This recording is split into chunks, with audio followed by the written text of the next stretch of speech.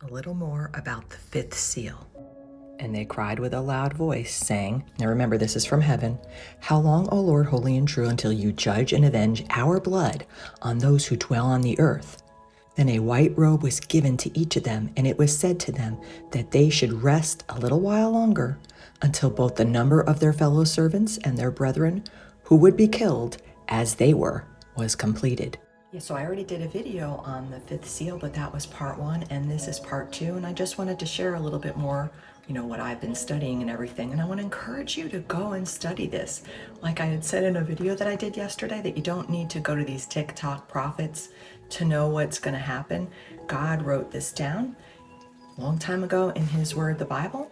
Go and study End Times Bible prophecy. There's a lot of good books out there, and there's a lot of good teachers on Bible prophecy. Now, the scripture about the fifth seal I just read to you was, Revelation chapter 6, 9 through 11.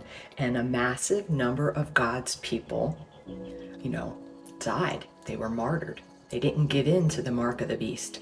If you look otherwhere in the book of Revelation, this Antichrist comes on the scene and everything, and you need to take his mark, you need to worship him. You can't buy or sell anything unless you have the mark.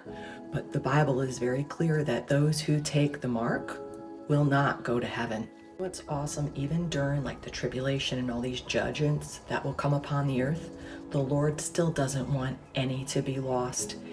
He wants them to take his offer of salvation through Christ.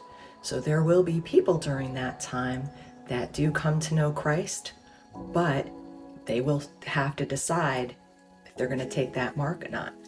Anyways, in this Revelation 6, 9, this fifth seal that we're talking about, these are those that have already died, and they're waiting how long, Lord, until you make things right?